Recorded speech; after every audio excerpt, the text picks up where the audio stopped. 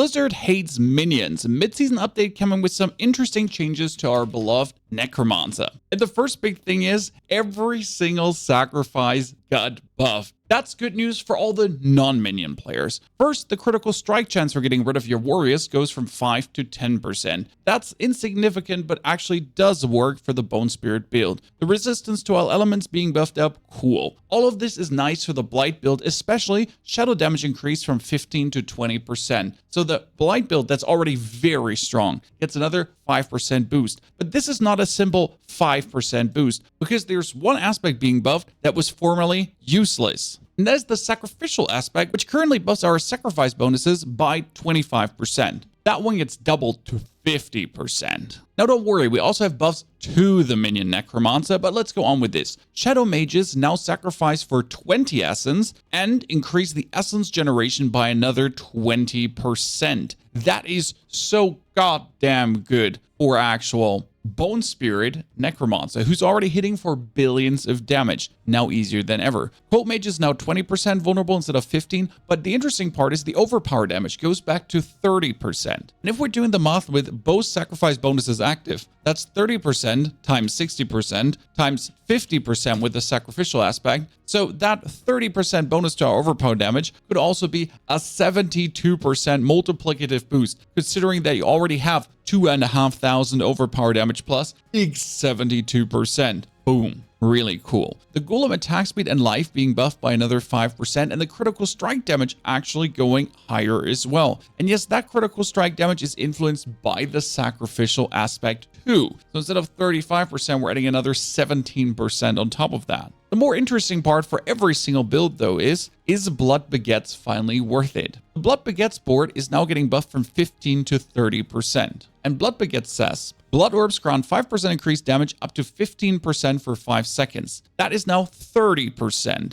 And every further orb you pick up, so I pick up 6 orbs, I get 30%. Then I pick up 7 orbs, 30, and so on. It just keeps being upgraded. The worst part about this board is either you're going in from the bottom and you get some overpower damage, or you get some potion healing, or you would go in from the side for some max life here. It is a nice board though, because you're getting some more damage when picking up blood orbs, and you do have quite some willpower. So this could function as a golem board as well. I mean, right now we're going to Send of Death for a little bit of damage reduction, but we don't really need it that much. So it might be a consideration to just play Blood Begets over Send of Death in the future. How would we get blood orbs though? There's 2 reliable ways. First, we could be going from Plague Corpse Tendrils over to Blighted Corpse Tendrils. That against a boss is kind of useless because you only get 1 blood orb per Corpse Tendril on the boss with a 35% chance. But what else do you do? Well, you do actually summon minions. You do use corpses. So the aspect of the Embalmer, which has a 30% chance to form a blood orb as we're consuming corpses, does seem to be a reasonable thing to go for. Well, you're going to raise consistently corpses to essentially get your Flesh Eater bonus anyways, and then you simply just have to walk through these blood orbs to get a consistent 30% bonus to the damage of all your minions and your Golem Super Slammer. It does sound a wee bit complicated, but not completely impossible as a gameplay loop. The problem is, for this bonus damage, you would probably have to give up the aspect of Hardened Bones, which is a current 25% damage reduction, but you don't actually have to do this, because we have the new build Rocking that's running a focus and a one hand for a bit more survivability, and it works great, and that opens up the room for actually playing the aspect of the Embalmer. As soon as the patch hits, expect a live stream experiment here on this channel. Then Blood Drinker get buffed, you fortify more, that's not useful. Desecration is another 5% more damage, but the desecrated ground builds don't really work very well currently. The Gravekeeper glyph though goes up from a 2% bonus per corpse up to a 3% bonus, and that in total 18% multiplicative bonus damage for every corpse. And you are summoning tons of corpses with Army of the Dead. Especially the Gravekeeper glyph grants you 125% bonus to all rare nodes within range, which could technically buff your golem damage quite significant. Right now we're playing Death Razor here though, because it kind of boosts the tiny nodes as well. That being said, Gravekeeper should not be underestimated. We did talk about the sacrificial aspect buff. There's another aspect that's getting stronger, and that's the aspect of the Shielding Storm. And this one is quite huge, because previous it used to say each time Bone Storm damages an enemy, gain a barrier equal to your base life. Yeah, 6% of your base life. Fantastic. Actually not. But now it reads, each time that Bone Storm damages an enemy, gain barrier equal to 6% of your max life. So if I get 6% of 60,000 life, or 6% of whatever base life you have as a Necro, that's significant different. And we might be returning not only to a world where we can play Bone Storm, no, we might be returning to a world where we're finally making enough barrier with the Lidless Wall and Shadow Bone Storms to do insane damages, but also outlast our opponents. Because right now you're kind of getting blasted out of your barrier faster than you can restore it. But if your barrier is now really restoring from your max life, it might get destroyed with one hit, but it's also instantly soaking itself back up, especially if you turn the Lidless Wall into Shadow with Ultimate Shadow, then it does damage over time. And you might take a chunk of HP out of your life. And then the Bone Storm as a Shadow instantly goes, take super back, take super back, take super back. So 1 second damage taken, other second back, 1 second damage.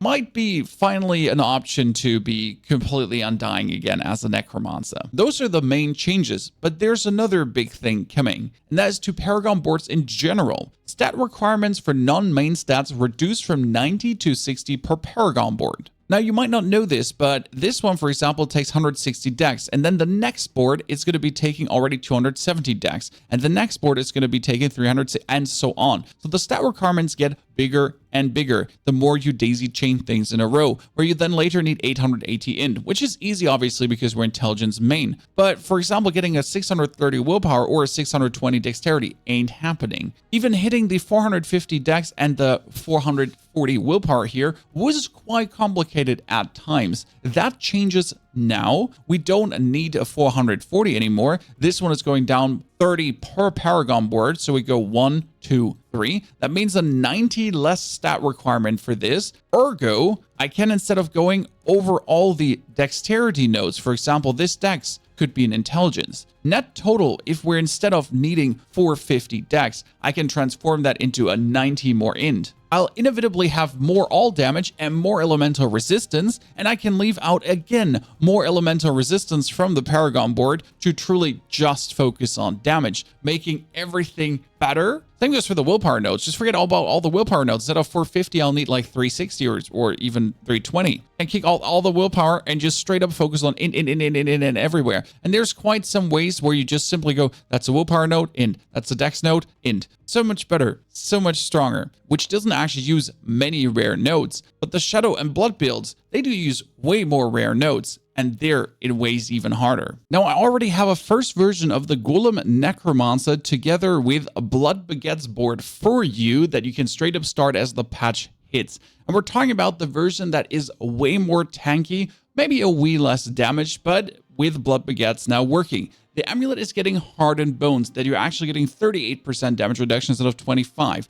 The ranks are playing Frenzied, Dead, and Unyielding Commander for the boost, with the offhand of Focus being the aspect of reanimation, and your main weapon being the Blighted aspect for that 120% bonus damage multiplicative. With a Cult Dominion on your boots for the bonus Skeletal Warriors, Bloodgather's aspect on the pants for the bonus damage boost that also goes over to your minions, a Aphotic aspect on your chest piece because the Aphotic aspect does give you the insane damage reduction, and on the helmet, we would be playing the aspect of the Embalmer, which is actually then the chance to be spawning those blood orbs from corpses as we're raising skeletons to trigger the Skeletal Priest for the Flesh Eater node for the 40% damage bonus.